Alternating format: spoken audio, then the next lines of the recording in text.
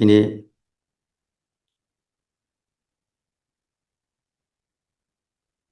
ခန္ဓာရှိဉာဏ်ဖြင့်ကြည်လို့ကောင်းစီတတ်ပြီးတော့အလိုပဲကျင့်စဉ်တရားတော်မြတ်ကိုဟောကြားနာကြားကျင့်ကြံကြမှာမို့တရားတော်မြတ်ကိုဟောတော်မူခဲ့တဲ့ဘုရားရှင်ဝါအာယုံပြု၍ဘုရားနုတ္တိပွားများခြင်း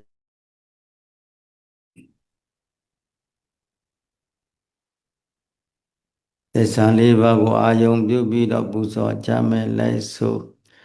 ဆင်းရဲခြင်းဒုက္ခအပေါင်းတို့မှာကင်းဝေးတော်မူပါသောမြတ်စွာဘုရားကိုတပည့်တော်သည်ကတော်ပါ၏ဆင်းရဲကြောင်းဖြစ်သောသမုဒယသစ္စာကိုအကျွေးမဲ့ပယ်စွန့်တော်မူခဲ့ပါသောမြတ်စွာဘုရားကိုတပည့်တော်သည်ကတော်ပါ၏ဆင်းရဲဒုက္ခအပေါင်းတို့မှချုပ်ငြိမ်းရာမှဉာဏ်နိဗ္ဗာန်ကိုရရာရောက်ကြောင်းအကျဉ်းကောင်းဖြစ်သောမေဃသစ္စာကိုပွားများတော်မူခဲ့ပါသောမြတ်စွာဘုရားကိုရှိခိုးကြတော်ပါ၏ဒုက္ခခတ်သိကင်းငြိမ်းရာမှဉာဏ်နိဗ္ဗာန်ကိုမဲ့လေးပါးဘုလေးပါးဖြင့်မျက်မှောက်ပြုတော်မူပါသောမြတ်စွာဘုရားကို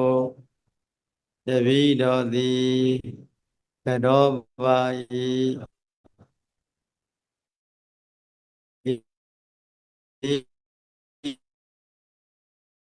ဒုက္ခသစ္စာလေးပါးကိုမိမိကိုယ်တိုင်သိမြင်တော်မူ၍တတဝဘုရှိညာဝိနည်းတို့ကိုဟောပေါ်ညွှန်ပြဆုံးမဗေဒနာတော်မူခဲ့ပါသောမြတ်စွာဘုရားကိုတပည့်တော်သည်ရိုသိမြတ်နုလက်စုံကို၍ရှိခိုးပူဇော်ပူမျောမှန်ချောကရောပါ၏မြတ်စွာဘုရားဘုရားဥရှာမယ်ဒုက္ခိတာဟောထဒုက္ခမုံစထ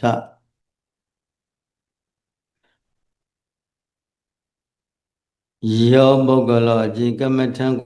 ဝင်လုံငန်းဝိညာဉ်ကုန်သာကျင်သူတော်ကောင်းတို့သည်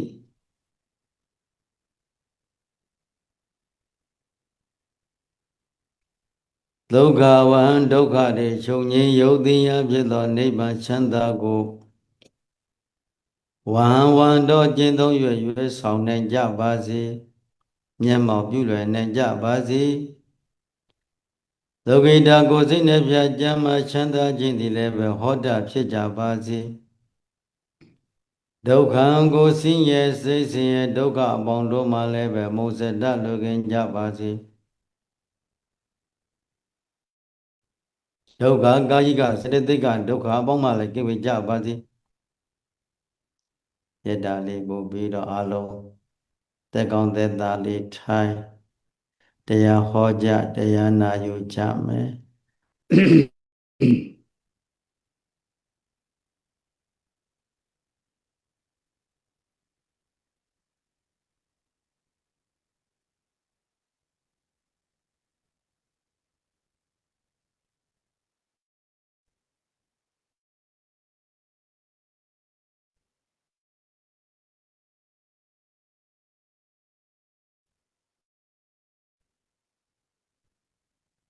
စိတ်အစဉ်ကိုတတိနဲ့ဉာဏ်ရှင်တွဲပြီးတော့ကြည့်ဖို့လို အပ်တယ်ပေါ့ဟုတ်လားတရားဆိုတဲ့အတိဟာစိတ်အလုံးနော်တရားအလုံးဆိုတာစိတ်အလုံးဉာဏ်အလုံးနော်ကံအလုံးမဟုတ်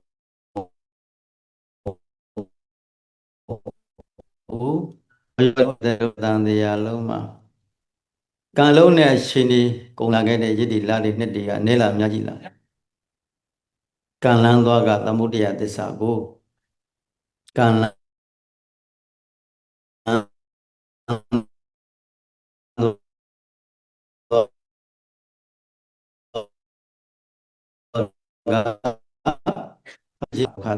ဟုတ်လား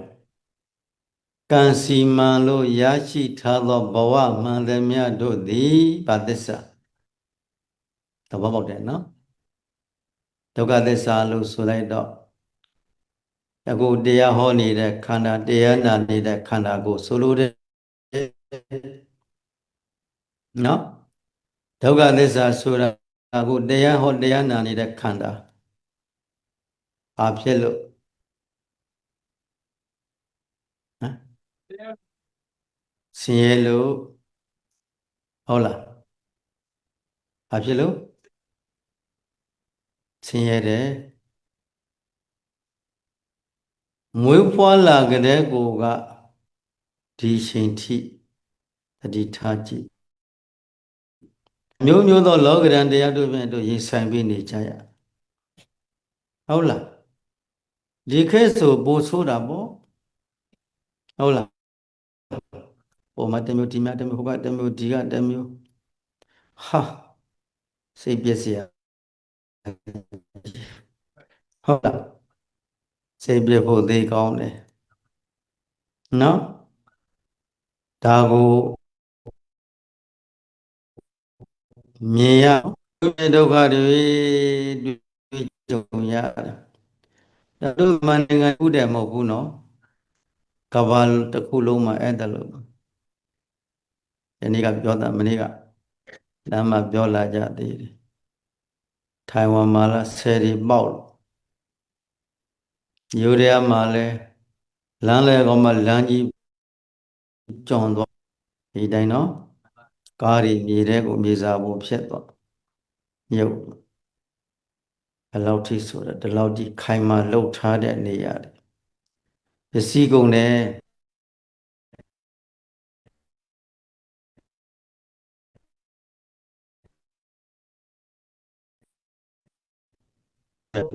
တနေ့တနေ့တည်နေရတာလူတွေနဲလာအများကြီးလားကတ်တွေဆိုင်နေကြဟာဆိုင်တယ်ကောင်းလို့လားမကောင်းလို့အနာဂတ်မှာဒီတက်ဆိုးချေဆိုးလာအောင်နော်ကောင်းတယ်ဆိုတာသိမရှိနိုင်တော့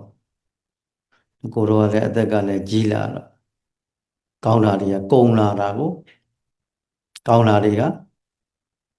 ဘာတွေစုံလာလဲ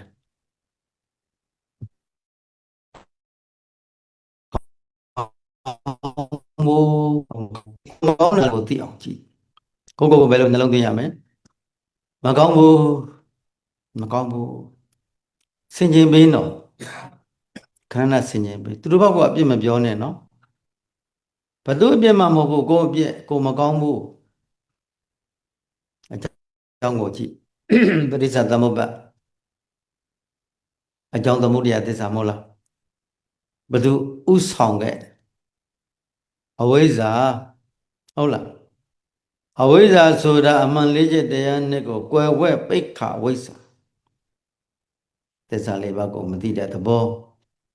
ဟုတ်လားထပ်ပြီးတော့အဝိဇ္ဇာဆိုတဲ့သဘောကအဝိန္တိယဝိန္ဒတိအဝိဇ္ဇာဝိန္တိယအဝိတ္တိတဲ့အဝိဇ္ဇာမသိတဲ့မသိတဲ့ဓာလို့ကြတော့သိတယ်သိတဲ့သိတဲ့ဓာကြတော့မသိဘူးအဲ့ဒါဘာလို့ပါ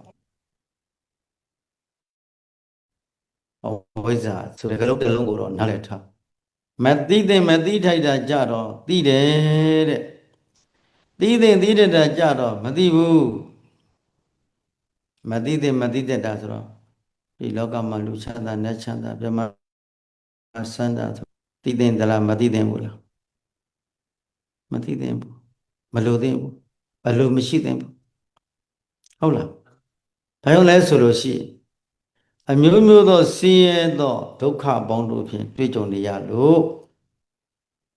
ဟုတ်လားဒါသိသိသိတဲ့လည်းကြတော့မသိဘူးဆိုပြန်တော့ဒီခန္ဓာကိုယ်ရဲ့ဒုက္ခပဲဟုတ်လားအနိစ္စပဲဒုက္ခပဲအနတ္တပဲဒီခန္ဓာကအိုနေတဲ့ခန္ဓာပဲနာနေတဲ့ခန္ဓာပဲသိရမယ့်ခန္ဓာပဲလို့သိရမယ်ထိုသိသိသိတဲ့ကြတော့သူကမသိပြန်တော့ဟုတ်လားသိသိသိတဲ့ကြတော့မသိဘူးတဲ့မသိတဲ့ကြတော့သိတဲ့တွေ့တာကြောင့်သူ့ကိုဘာလို့ခေါ်လဲအဝိဇ္ဇာကိုသစ္စာဖွဲ့ရင်သမုဒိယသစ္စာအဝိဇ္ဇာကိုသစ္စာဖွဲ့ရင်ပြန်ပြော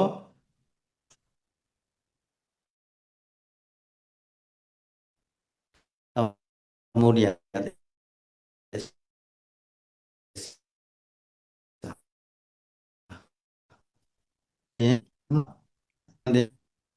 ဆင်းရဲနေတာကဒုက္ခမို့လားအမှန်ကမို့ပေါင်းလိုက်တော့ဒုက္ခသစ္စာဆင်းရဲခြင်းကိုတကူလုံးညာနဲ့ချုံပြီးတော့ဖြေရမ်းပြီးမဖြေနဲ့ခန္ဓာကိုညာနဲ့ထောက်ပြီးမျက်လွှာလေးရှာပြီးကြည့်ပြီးတော့ခန္ဓာကရှိကိုအရှိတိုင်းသိပြီးတော့ဖြေအဲ့ဒါသစ္စာပေါ့ဟုတ်လားမသိပဲနဲ့ရမ်းဖြေရင်မှားယွင်းတတ်တယ်ဟုတ်လားပြောတိုင်းလည်းမယုံနဲ့ပြောတိုင်းလည်းဟောတိုင်းလည်းရမ်းတုံမှတို့ဟောတဲ့ပြောတဲ့တရားနဲ့နာကိုယ်ထဲမှာသင်ရှားပေါ်နေတာသင်တွဲပြီးတော့မှအမှန်ကိုအမှန်တည်းသိရင်ယုံလိုက်ဟုတ်လားအမှန်ကိုအမှန်တည်းမသိရင်မယုံနဲ့သဘောပါရဲ့လား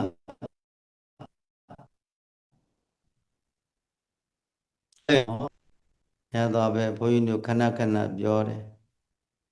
တို့မြန်မာလူမျိုးတွေကသိလိန်ညာလို့သိကောင်းတယ်လိန်ညာလို့သိရတရားတရားရှိကြတာကိုတရားတရားရှိတဲ့ကလိန်ညာလို့သိကောင်းတာပဲသိမှမသိပဲပရိယတ်တိဘုဒ္ဓကလည်းနဲဟုတ်လားပညာနဲတာကိုဉာဏ်ပညာနဲတဲ့ကလက်တွေ့အကျင့်ပညာနဲတဲ့အခါကာလမှာဟိုဆရာတော်ကပြောဟုတ်နိုးနိုးဒီဘုန်းကြီးကပြောဟုတ်နိုးနိုးဟိုလူကပြောဟုတ်နိုးနိုးဟုတ်လားလောကကြီးဟာဟုတ်နိုးနိုးဟုတ်နိုးနိုးနဲ့ပဲဒါဒီနဲ့ပဲတဏ္ဍဝေယောကထဲမှာတဝဲဝဲတလည်းနဲ့လဲလာခဲ့ပေါင်းဒီအနေလားအများကြီးလားအာလူချမ်းသာကြီးပဲသိကောင်းတာနတ်ချမ်းသာကြီးသိကောင်းတာဇန်ချမ်းသာတွေသိကောင်းတယ်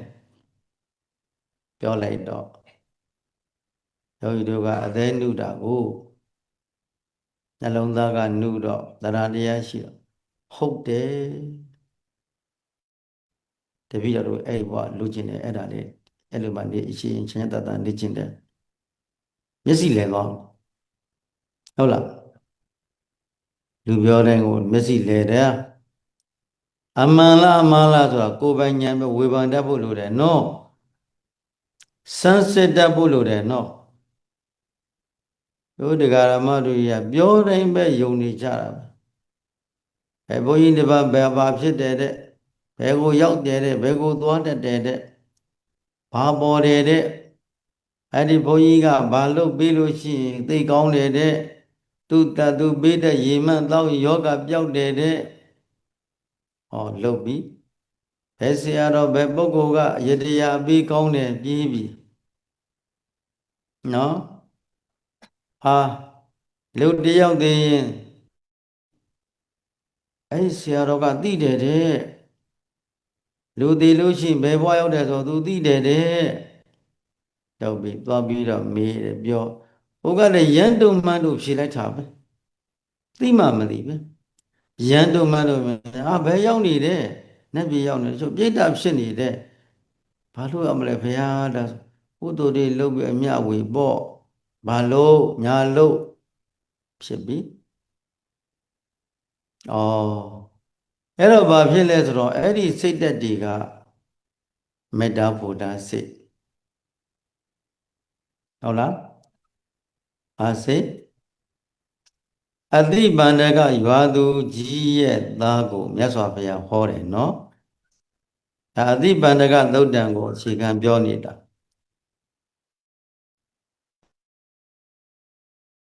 အတိဘုရားကိုလျှောက်ထားလို့ဟောတာမြတ်စွာဘုရားတဲ့ဗြဟ္မဏတွေကသူတို့ကိုယုံတော့သူတို့ကိုကဏ္ဍနိုးစွန်နေစက်ကပ်ရင်ဘာဖြစ်တဲ့သူတို့ဘယ်လိုရေတရားတွေရည်နဲ့ပူဇော်ခိုင်းတဲ့စိတ်တွေတပ်ပြီးတော့ရည်နဲ့ပူဇော်တဲ့ရေတရားတွေလှုပ်ကြက်တွေတပ်ပြီးရေတရားတွေလှုပ်တဲ့ရေသရဝါတွေတပ်ပြီးရေအဲ့ဒီမှာရေတရားတွေလှုပ်တဲ့အုံဝဲတွေငပြောဝဲတွေဘယ်လိုတရားမယ်ရေတရားလှုပ်ခိုင်းတဲ့အဲ့ဒါလှုပ်ခိုင်းတော့သူတို့ကအကုန်လုံးနတ်ပြည်ရောက်တယ်ဗြဟ္မပြည်ရောက်တယ်ဆိုပြီးတော့ယူရတယ်ဗျာသူဗြဟ္မဏတွေတည်တဲ့မှာအကုန်ဗြဟ္မပြည်ရောက်တယ်လို့ယူဆရှိတယ်ဗျာဘာလို့ကုသိုလ်လို့အကုသိုလ်လို့အကျိုးမရှိဘူးရောက်ရင်ရောက်တဲ့ဗြဟ္မာကြီးစီရောက်တာပဲဗြဟ္မာကြီးကမကောင်းတာကိုအကုန်လုံးဖယ်ရှားလိုက်မယ်ကောင်းတာတွေပဲသူယူထားပြီးတော့ကောင်းတဲ့နေရာကိုသူပို့မယ်ဘဝတစ်ခုလုံးဗြဟ္မာကြီးအပ်ထားတာပေါ့ဗြဟ္မာကြီးကစီမံမယ်ပေါ့ထာဝရဘုရားကစီမံမယ်ပေါ့ဟုတ်လားဘုရားသခင်ကစီမံမယ်ပေါ့ဘာလှုပ်ချင်တာလှုပ်ဘုရားသခင်ကအလုံး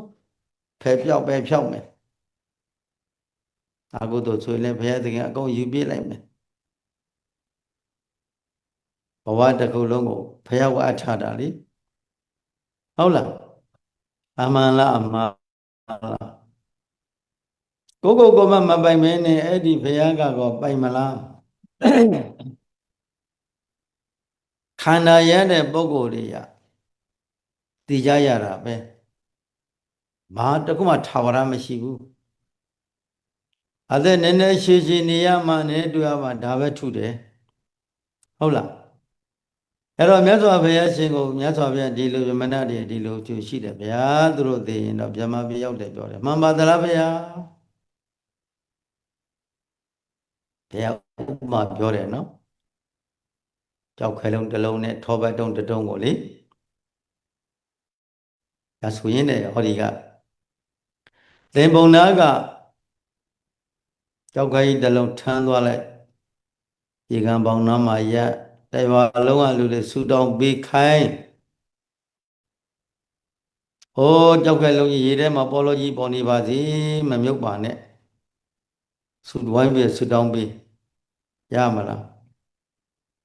ကြောက်ခဲလုံးမြည်ဒီမှာဘာဖြစ်လေးတဲ့အခါမြုပ်တာပေါ့ပြစ်ချလိုက်တာမြုပ်သွားတာဟုတ်လားထောပတ်တုံးကြီးတစ်လုံးကိုမြေအိုးထဲမှာထည့်ရေထဲငုပ်ပြီးရေအိုးခွဲချလိုက်ရွာသူရွာသားတွေဆူတောင်းခိုင်းအိုးထောပတ်တုံးလေးရေထဲမှာမြုပ်နေပါစေရေထဲမှာမြုပ်နေပါစေကဲဆူတောင်းတာသည်ရမလားမရဘူးလားထောပတ်တုံးကြီးကဘာဖြစ်ပေါ့လို့ပေါ့ပါတဲ့တွေ့တာကြောင့်သူကရေထဲမှာပေါ်တယ်။အိုးချံခွဲတွေကြတော့ရေထဲမှာမြုပ်ကြံလိုက်တယ်။ဟုတ်လား။အိုးချံခွဲနဲ့အာဟုသောနဲ့တူတယ်ထောပတ်တုံးနဲ့ကြောက်ခဲလုံးကြီးနဲ့အာဟုသောနဲ့တူတယ်။ထောပတ်တုံးနဲ့ကုသိုလ်နဲ့တူတယ်။သဘောပေါက်ရဲ့လား။မကောင်းမှုအာဟုသောပြုလုပ်ထားပြီဆိုရင်ထိုအာဟုသောကံကထိုပြုလုပ်တဲ့ပုဂ္ဂိုလ်ကိုကောင်းကျိုးဆိုးကျိုးမှာပေါ့အာဟုသောကတော့ကောင်းကျိုးကိုမပေးဘူးလေဆိုးကျိုးပဲပေးမှာပဲအာဟုသောအလုပ်ကဟုတ်လားဘယ်လိုဆူတောင်းလို့ရမလားဆူတောင်းလို့မပြည့်ဘူးငရဲပြေသွားရမယ်အာဟုသောကံကြီးပြည့်နေတဲ့ပုဂ္ဂိုလ်ကို ငရဲပြည်မရောက်ပါစေနဲ့သင်တို့လူတွေအတွက်ကျေးဇူးမြတ်မြေစုများလွန်လို့ငရဲပြည်မရောက်ပါစေနဲ့မရောက်ပါစေဝါပြည်ဆူတောင်းပေးပါလားရမလားမရဘူးအကုသိုလ်တို့မြည်သည်အောက်တန်ကိုရောက်တယ်ကုသိုလ်ကဘယ်ကိုရောက်စေတတ်တယ်အောက်တန်တရာဆိုတဲ့အပယ်လေးပုံကိုရောက်စေတတ်တယ်ဟုတ်ကဲ့လားကုသိုလ်ကောင်းမှုကကိုရောက်စေတတ်တယ်ဒုက္ခတိဘဝနော်ဒုက္ခတိနဲ့ဒုက္ခတိနှစ်ခုရှိတယ်နော်ကြရရွေးရှယ်ဟုတ်ကဲ့လားမိမိရဲ့စိတ်စဉ်ထဲမှာဘုရားရှင်အဆုံးအမတရားတော်ကိုလိုက်နာကျင့်ကြံပွားများအားထုတ်သည်ရှိသောယုံနံဒီကွယ်ပြီးတော့အနိစ္စကိုအနိစ္စအတိုင်းဒုက္ခကိုဒုက္ခတဲ့အနတ္တကိုအနတ္တတိုင်းဉာဏ်ထဲမှာရှင်းရှင်းလင်းလင်းကွယ်တွေ့မြင်ရဟုတ်လားရှင်းရှင်းလင်းလင်းနားလည်သဘောပေါက်ပြီးတော့နေတော့မကောင်းမှုအကုသိုလ်ပြုရမှာကြောက်တယ်ကောင်းတဲ့ကုပြုရမှာကြတော့ပြောတယ်ဟုတ်လားကုသိုလ်အာယုံဖြင့်နေရတဲ့ပုဂ္ဂိုလ်ကပြောတယ်အကုသိုလ်အာယုံဖြင့်နေရတဲ့ပုဂ္ဂိုလ်ကပူလောင်တယ်ဟုတ်ကဲ့လားဒါဆိုရင်ဒီနေ့ယောဂီတို့ရဲ့ကိုယ်ခန္ဓာကိုယ်အကဲခတ်ကြည့်ပေါ့ဟုတ်ကဲ့လားတို့ကုသိုလ်နဲ့နေတဲ့အရှင်အကုသိုလ်နဲ့နေတဲ့အရှင်ဘယ်ရှင်ကမြတ်ပစ္စုပန်ပြောတာကြဲဖြေပတ်စံမပေးရဘူးကုသိုလ်နဲ့နေတဲ့အရှင်ကများတယ်ဒိဋ္ဌာတွေရောက်တော့ပေါ့ဟုတ်လားဒိဋ္ဌာပြင်ပမှာပုဂ္ဂိုလ်တွေကြတော့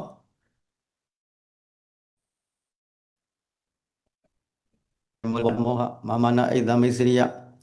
ဒါတွေနဲ့ရေဝဲရေဝဲရေဝဲ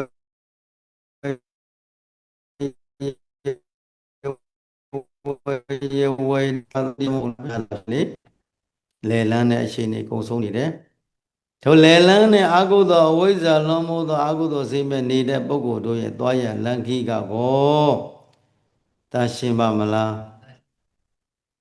ဆင်းရဲကြောင့်သမုဒိယသစ္စာကိုကြိုးစားတဲ့တွေ့တာကြောင့်ဆင်းရဲတဲ့ဘဝကိုရတော့မှာပေါ့ဟုတ်လားဒါကြောင့်ဘဝတကူရလာပြီဆိုရင်ထိုဘဝပြုပြင်တတ်တဲ့ပုဂ္ဂိုလ်ကသက်သာရရတယ်နော်ရတဲ့ဘဝသက်သာရရတယ်ပြုပြင်မှုမရှိတဲ့ပုဂ္ဂိုလ်ကြတော့ဘဝပူလောင်တယ်ဒါဖြစ်တဲ့ဘဝပူလောင်တယ်ဘဝဆင်းရဲတယ်အလွန်ဆင်းရဲတယ်ဟုတ်လားဆင်းရဲတယ်လို့ဆိုလိုက်ကြတဲ့ကိုကတတိထားကြည့်နံပါတ်1အိုခြင်းဆင်းရဲနံပါတ်2ညာနာခြင်းဆင်းရဲနံပါတ်3သိခြင်းဆင်းရဲအလွန်ပင်ပန်းเสียအလွန်ကြောက်เสียဟုတ်လားအခုစောဝတ်နေတဲ့ဆင်းရဲတာကမပြောဘယ်လောက်သာဟုတ်လားဒီတဲ့ကာယိကဒုက္ခနဲ့စေတသိက်ကဒုက္ခကိုယ်ပန်းစိတ်နွမ်းပြီးနေရတဲ့ဘဝပိုင်ရှင်တို့သည်ပျော်စရာလားကြောက်စရာလားဒါကြောင့်ခန္ဓာရတာသည်ဆင်းရဲတယ်ခန္ဓာကိုမရရှင်နဲ့ခန္ဓာကိုမတောင်းတကြနဲ့ဟုတ်ကဲ့လားခန္ဓာကိုမလိုချင်ကြနဲ့ဟုတ်ကဲ့လားရှေ့မှာယံသူတွေအများကြီးစောင့်ကြိုနေသေးတယ်သဘောပေါက်ရဲ့လားဘသူတွေစောင့်ကြိုနေတယ်ယံသူတွေစောင့်ကြိုနေတယ်မိုးအောင်နှိမ့်ဆက်ဖို့အတွက်မနာနာအောင်နှိမ့်ဆက်ဖို့အတွက်မသေးသေးအောင်နှိမ့်ဆက်ဖို့အတွက်ရှေ့မှာစောင့်ဟောပါရဲ့လားသူ့ကိုတွန်းလှန်နိုင်ဖို့လိုတယ်နော် ဘာလို့နိုင်ဖို့လို့လဲတွန်းလှန်နိုင်ဖို့လို့တယ်သရဝရိယတတိသမารိပညာဆိုတဲ့ဘုံ၅ပါးကိုရှေ့တန်းတင်ပြီးတော့ကြိုးစားအားထုတ်ဖို့လိုအပ်တယ်ဟုတ်ကဲ့လားအဲဒါလို့ကြိုးစားပွားများအားထုတ်လာတဲ့ပုဂ္ဂိုလ်ကြတော့ခန္ဓာရဲ့အပြစ်ကိုမြင်ခန္ဓာရဲ့မကောင်းတာကိုများများမြင်လာမယ်ခန္ဓာကိုယ်ကြီးဟာစစ်စုပ်ဝယ်ကောင်းတဲ့ခန္ဓာကိုယ်ကြီးပါလားလို့ရှင်းရှင်းလင်းလင်းသဘောပေါက်လာမယ်ဟုတ်လားဘုန်းကြီးပြောခဲ့တယ်ခန္ဓာရှိဉာဏ်ဖြင့်ကြည့်လို့ပြောတယ်ဒီခန္ဓာကိုယ်ထဲမှာဆံကိုဘာနဲ့ကြည့်ရမလဲတတိဝရိယဉာဏ်နဲ့ကြည့်ရမယ်ဟုတ်လားတတိဝရိယဉာဏ်တို့ဖြင့်ဖမတတ်ဖမတတ်ကြည်ပါများလာသည်ရှိသောခန္ဓာကရှင်နေမှာဘာသစ္စာပဲပြဒုက္ခဉာဏံဆင်းရဲခြင်းသဘောကိုသိရတယ်ဟုတ်လားဒုက္ခသမုဒ္ဒေဉာဏံဒုက္ခဖြစ်ကြောင်းဆင်းရဲကြောင်းမှန်တရားကိုပယ်နေအောင်ကြိုးစားရမယ်မေဃဉာဏံဩဇိနာတိတိစီတတ်တဲ့သမုဒ္ဒေယသစ္စာကိုကျဆုံးဟုတ်လားဒုက္ခនិရောဓဉာဏံဒုက္ခချုပ်ငြိမ်းရုပ်သိမ်းရဖြစ်သောနိဗ္ဗာန်ချမ်းသာကိုမြင်အောင်ကြည်နားလည်ရလားဒီခန္ဓာကိုယ်ကြီးဟာဆင်းရဲနေတယ်ပြန်ပြောမှန်ရဲ့လားဆင်းရဲတာမှန်နေရဲ့မှန်ရဲ့လားမျက်လုံးလေးမိတ်ပြီးခန္ဓာပုံမှန်ကြည့်မျက်လုံးကိုစုံမမိတ်နဲ့တက်ကောင်းတက်သားလေးမိတ်ပြီးတကောလုံးညံနဲ့ချုံပြီးကြည်စမ်းပါ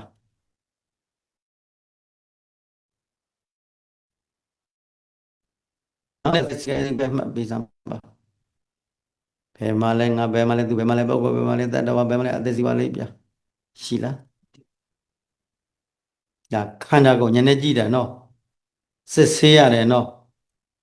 ဘုရားဆရာတော်ကြီးကပြောတယ်ခေတရားဆိုကိုယ်စစ်ဆေးတဲ့အလုပ်ကွတရားဆိုတာကိုယ်ခန္ဓာကိုဉာဏ်နဲ့စစ်ဆေးတဲ့အလုပ်ကွဘာဖြစ်လို့လဲဆိုခန္ဓာကကောင်းတာမှမရှိဘူးဟုတ်လားမကောင်းဘူးမကောင်းဘူးမကောင်းဘူးမကောင်းဘူးမကောင်းဘူးဘယ်သူကပြောလဲခန္ဓာကမကောင်းဘူးပဲပြမှာဟုတ်လားဘယ်ချိန်ကြီးကောင်းတာမှပြောဘူးဩမကောင်းတဲ့ခန္ဓာကမကောင်းတာတွေပြနေပါလားနားလေလားမကောင်းတဲ့ခန္ဓာကမကောင်းတာတွေပြနေပါလားမြင်ရမယ်နော်ထောက်ပြီးမြင်ရမယ်နော်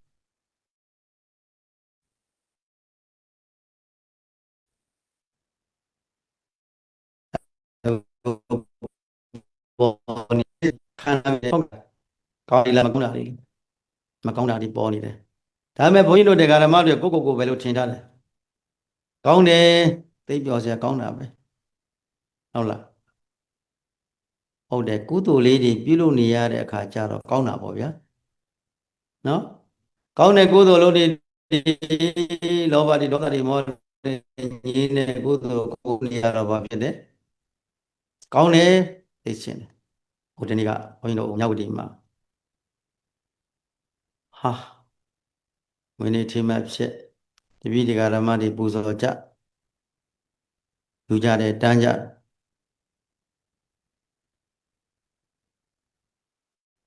တပည့်တော်အောင်ကျော်လင်းတို့ဇာနီဝင်းတို့လာမပုဂ္ဂိုလ်ကိုထမင်းနဲ့ကျက်သားတွေနဲ့အသားကဟင်းလျာတွေနဲ့အကုန်တူးတဲ့လူတာနော်ဘယ်နဲ့ထောင်းလာသရုပ်တာလူတာ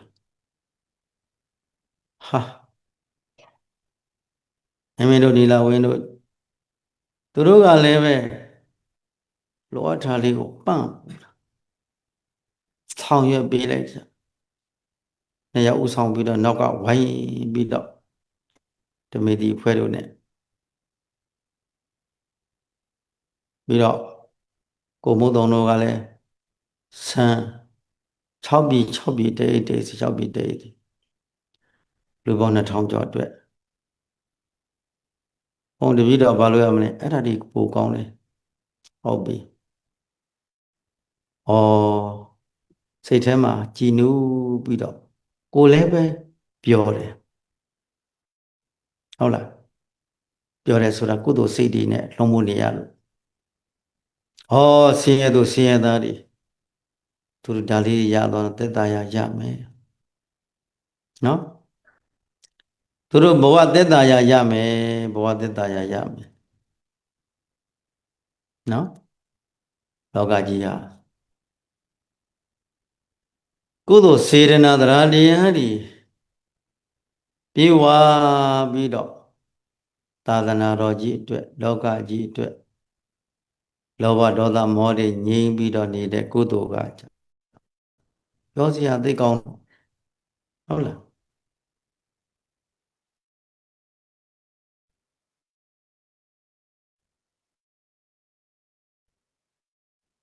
လော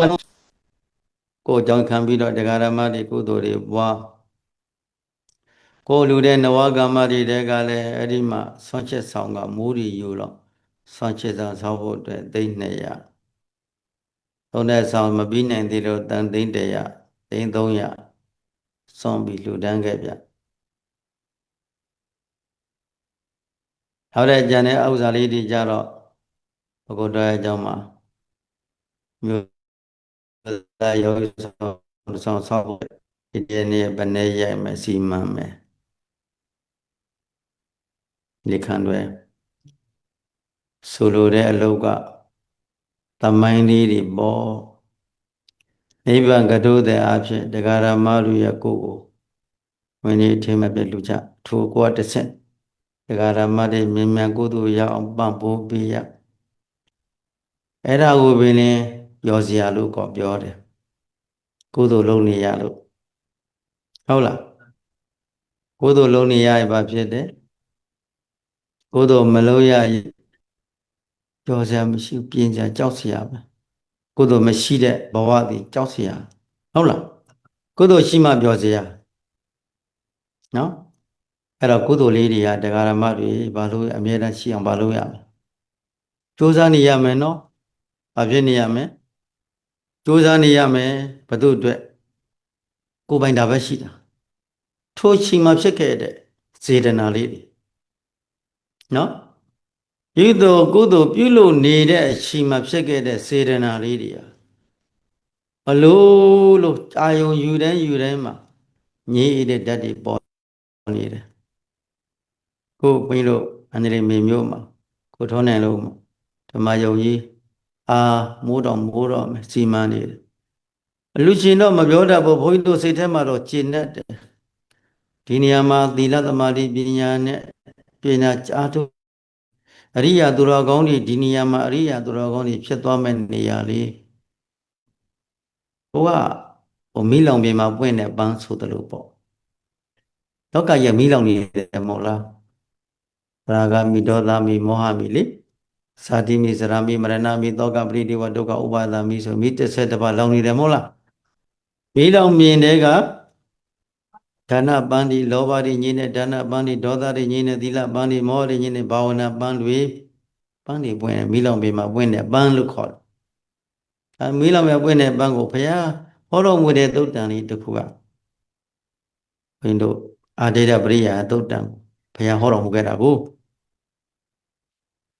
လောကကြီးဟာတဲ့မိလောင်နေတဲ့ကွယ်တို့ကတ္တဗညီတော်ရှင်တော်တို့ကိုသူတို့ကပုထုဇဉ်တွေဆိုတော့မိလောင်နေတယ်ဆိုအပြင်ဟိုကြည့်ဒီကြည့်ကြလေးမျက်နှာကြည့်ကြမိလည်းမလောင်ဘုရားဘာပြောလဲမင်းတို့အပြင်မှာမကြည့်နဲ့မိကဘယ်မှာလောင်နေတာခန္ဓာတွင်းမှာလောင်နေတာအပြင်ကမိလောင်ရင်တဘဝပဲသိမှာကိုအတွင်းမိလောင်လို့သိကြည်ပစ္စည်းရမှာဘဝမရည်တွဲလို့မကုန်အနန္တောအနန္တဟုတ်ကဲ့လားဘဝရည်တွဲလို့မကောင်းအောင်ဩနာတိထပ်မှာပဲ အတွင်းမိကလေထိုမီးကိုငြိမ်းအောင်ဘာလို့ခိုင်းတယ်တရားအသီးတို့ဖြင့်ငြိမ်းအောင်ကြိုးစားကြဟုတ်လားတာမန်ရေနဲ့ဆေးကြောလို့မရဘူးလေ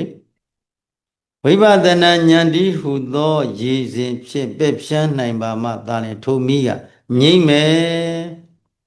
ဘုန်းကြီးတို့ရောတရားဓမ္မတွေမီးလောင်ပြီးလာခဲ့ရတဲ့ဘဝတရားရေတွက်လို့ကုန်ရဲ့လား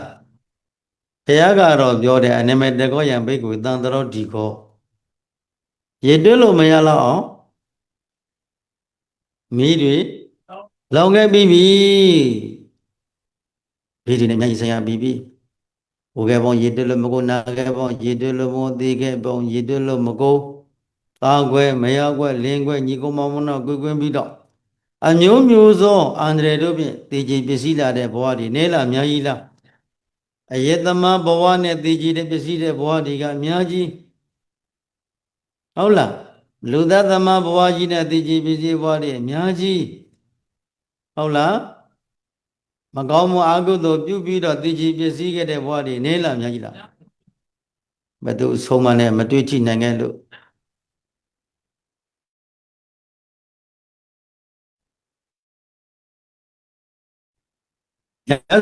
ဆိုဘုရားဆုံးမတဲ့ဤကုသိုလ်ကိုပြုမိရင်လည်းကုသိုလ်လို့ထင်နေတာဟုတ်လား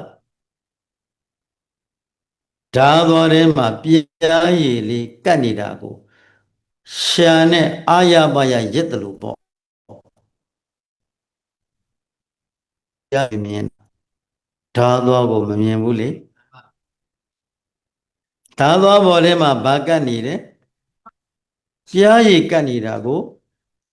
အာရပါရရှာနဲ့ရက်လို့ရှာပါဖြစ်ရှာထိပြတ်ပြီးတော့ဒုက္ခရောက်တာပေါ့ဟုတ်ကဲ့လားဘိတ်တော်ရှိတုံးကကွယ်တော့တဲ့လူတယောက်ဟာကြားတွေရှင်သေးတွေလိုက်လို့ပြီးနဲ့ရည်တွင်ပြည့်ကြည်တစ်ခုရောက်သွားချအဲ့ဒီရည်တွင်ပြမှာပဲညောင်မကြီးတစ်ပင်ရှိညောင်မကြီးကလည်းညောင်မြစ်တစ်ခုကလည်းရည်တွင်တဲ့ကိုတစ်ပင်ဆင်းနေတယ်လက်မလောက်ရှိ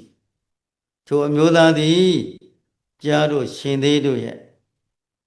ရန်ကိုကြောက်ရွံ့ပြီးအတင်းအာဓမ္မတကညောင်တဲ့ရည်တွင်တဲ့ကိုညောင်မြတ်တွေဆင်းရော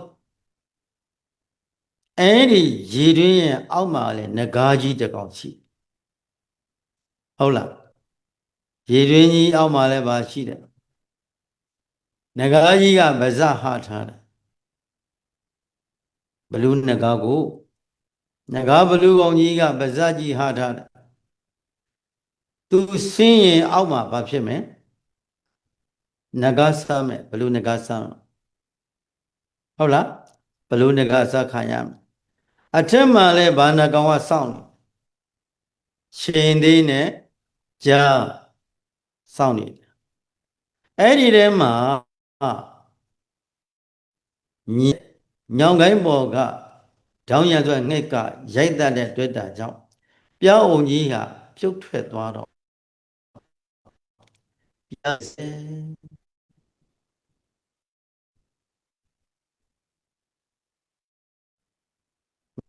နိုင်ဝဲလောက်တစ်စက်ကြ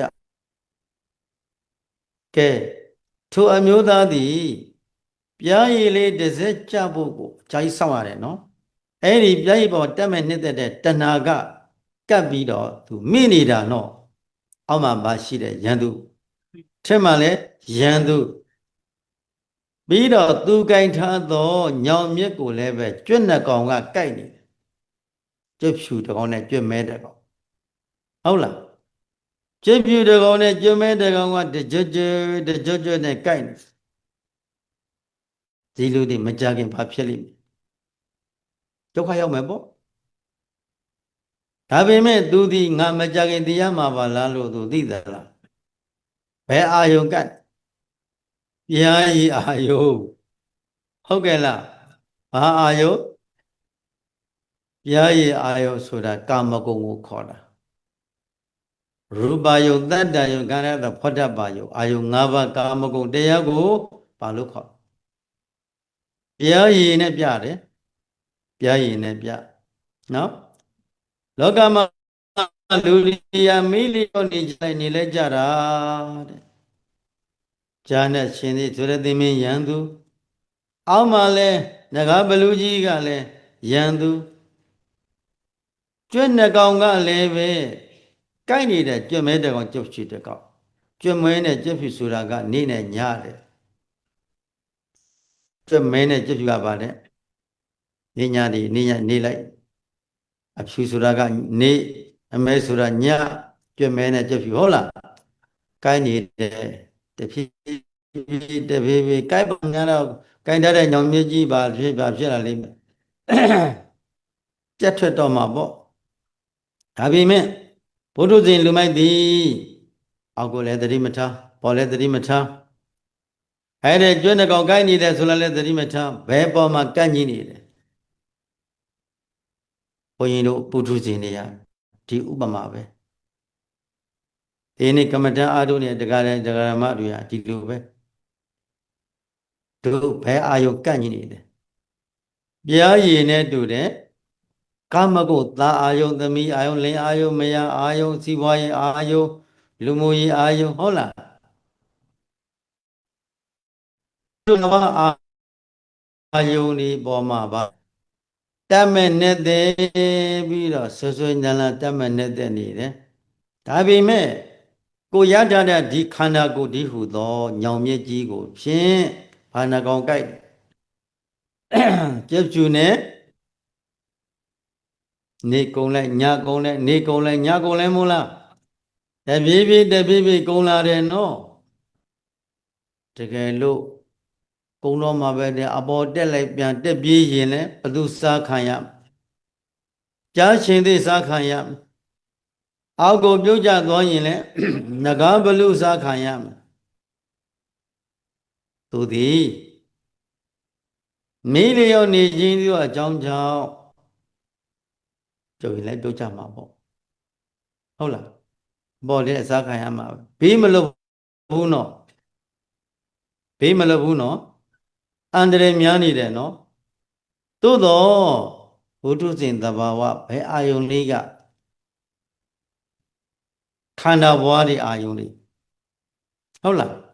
ခန္ဓာဘဝတွေပေါ်မှာပဲလိုက်လျော်ပြီးတော့ပျော်ရွှင်ပြီးတော့နေမိနေရနေနေမိနေရနေသေမင်းရန်သူနဲ့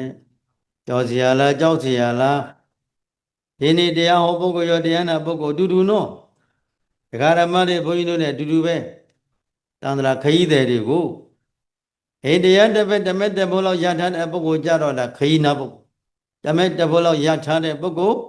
ခရီးနာတဲ့ပုဂ္ဂိုလ်တစ်မဲ့တစ်ဘိုးမှမရသေးတဲ့ပုဂ္ဂိုလ်ကြတော့ခရီးသွားပုဂ္ဂိုလ်ခရီးသွားပုဂ္ဂိုလ်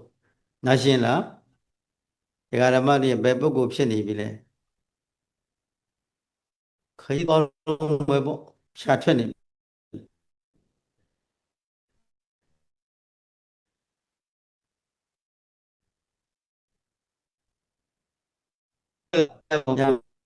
တထေးကြီးတယောက်အိမ်မှာအိမ်ပေါ်လေးအိမ်ဆောင်လေးတယောက်ကနှစ်ပေါင်း20 30သူ့စီမှာအလုပ်လုပ်လာတော့ကျေးဇူးရှိတယ်ပေါ့သူကလည်းအသက်50ကျော်ရှိသွားပြီဆိုတော့တထေးကြီးကကျေးဇူးရှိတယ်ငါသူ့ကိုငါမှလယ်တွေကလည်းအများကြီးရှိတယ်လဲတထေးကြီးငါလယ်ပေးမယ်အေးသူငယ်လေးလာမင်းကွာကျေးဇူးများတဲ့ပုဂ္ဂိုလ်ငါ့ကိုကြမ်းချမ်းသာအောင်မင်းစောင့်ရှောက်ပေးတယ်ကာကွယ်ပေးတယ်ကဲဒီနေရာကနေပြီးတော့ကွာမင်းဟိုဒီလေကွင်းတစ်ခုလုံးမင်းကြိုက်တဲ့လောက်ယူပြေးမင်းပြေးရတဲ့နေရာကငါပေးမယ်ရတဲ့နေရာထိမြန်တော့ပြေးဟုတ်လားဒီကျွန်ုပ်ဒီလောက်ဆိုတော်ပြီလို့ဆိုမင်းရက်ကွာအဲ့တော့ပြေးခိုင်းတာပေါ့နော်ပြေးခိုင်းလိုက်တယ်ပေတရားလောက်ရောက်နောက်ပြန်ကြည့်တယ်ဟာနဲသေးတယ်ဟုတ်လားနောက်တဲ့ပေ200လောက်ရောက်ပြီပေ100လောက်ရောက်နေပြီနဲသေးတယ်ပြေးရင်နဲ့နဲသေးတယ်နဲသေးတယ်လက်ကစင်းမှာခလုတ်တက်ပြီးခြာထွက်ပြီးသေးရောဟုတ်လားဘာဖြစ်ပြီးသေးတယ်တထေးကြီးကအနားရောက်လာ ကောင်းကြီးတယ်ဩငါမင်းကငါအများကြီးလဲပေးစေလဲစီပေးခြင်းတယ်မင်းက6ပေပဲရထိုက်တာကိုဘယ်နဲ့ပဲရထိုက်တို့သဘောပေါက်ရဲ့လားတို့ဘယ်လောက်လောဘကြီးကြီးဘယ်လောက်ပဲခြားခြားဖွေးဖွေးမရမကဘာပဲလုပ်လို့ဘယ်နဲ့ပေတွင်းတို့ဒါတောမှသေရင်ပြောတာတောမှသေရင်ပြောတာမြို့မှသေ6ပေတော့မရဘူးပြပဲရလိမ့်မယ်ဟုတ်ကဲ့လားဘုရားကြီးဓမ္မကြီးသဘောပေါက်ရဲ့လားခင်ဗျားတို့ရှားထွက်တော့မှာပဲဟုတ်လားရှင်းတယ်နော်ဒါဘုရားပေးတဲ့ဥပမာအရိယာသူတော်ကောင်းတွေပေးခဲ့တဲ့ဥပမာနော်ဘုဒ္ဓရှင်လူမိုက်တရားလုံရင်ကိုင်းရင်နဲ့ဘိန်းလည်းရင်ချမ်းသာဖို့နိုးနိုးချမ်းသာတော့လုံရင်ကိုင်းရင်နဲ့ဘာဖြစ်ကိုဒီကုန်ရတာချမ်းသာနိုးနိုးချမ်းသာတော့ခြာရင်ဖွေးနေငါချမ်းသာသာနေပဲချမ်းသာတော့ပဲချမ်းသာတော့ပဲလုံရင်ကိုင်းရင်နဲ့ဇရာဒုပ္ပလာရောက်ပြီးယောဂါတွေတည်ဖြစ်ကုန်နောက်ဆုံးချမ်းသာဖို့တော့ခံစားဖို့မရလဲဘူးဒီဝဲငွယ်သွားရောဘယ်မှာလဲလူချမ်းသာတော့ဘယ်မှာလဲနတ်ချမ်းသာတော့ဟုတ်ကဲ့လားလူချမ်းသာနတ်ချမ်းသာဟုတ်ရဲ့လားဒါသက်စာကြီးတဲ့ဒါကြောင့်ဘုန်းကြီးတို့ပြောတယ်တရားဆိုတာခန္ဓာကိုခန္ဓာရှိကိုဉာဏ်ဖြင့်ကြည်ပထမပိုင်းနော်ခန္ဓာရှိဉာဏ်ဖြင့်ကြည်ရင်ဘာသစ္စာတွေ့မယ်ဘာသစ္စာနဲ့ပွားများကြည့်လို့ဘာသစ္စာသိနေတဲ့ဘာသစ္စာငြိမ့်တဲ့သဘောဒါကြောင့်မို့လို့သစ္စာ၄ပါးတပြိုင်နက်ခန္ဓာကိုယ်ထဲမှာကိန်းအောင်ကြိုးစားပွားများအားထုတ်နိုင်ကြပါစေလို့မေတ္တာပို့ရင်ကဲအချိန်စိတ်ပြီးတော်ကြအောင်စို့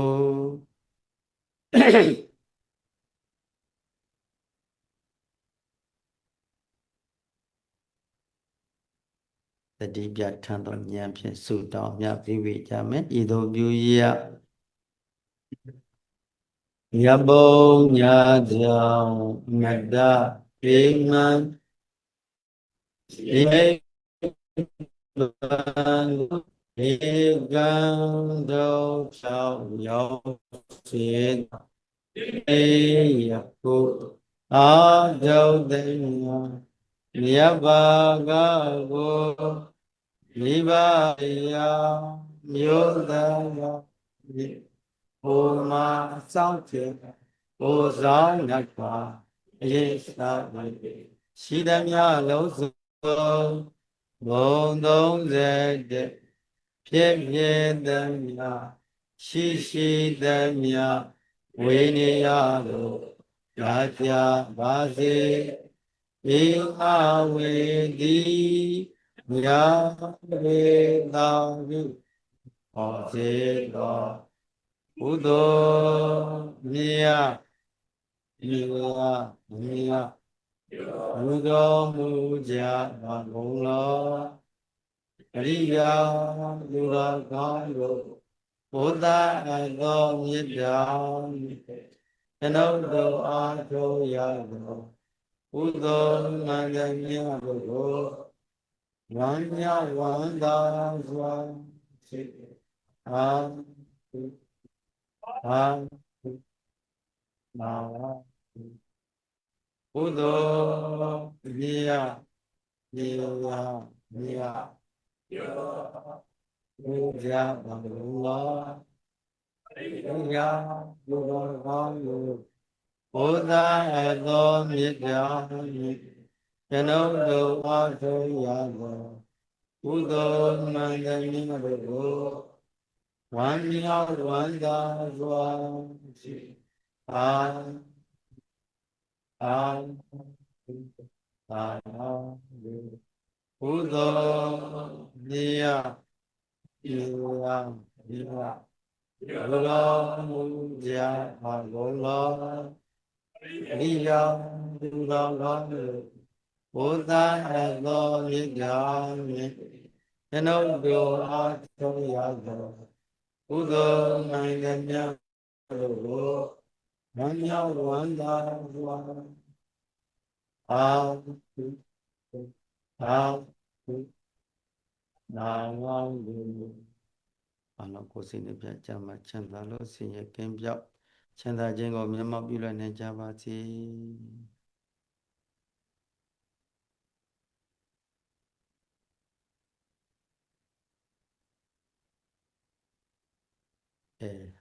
မတ္တလေးနေငယ်ရပြီးတော့ရကမထန်နေငယ်သုံး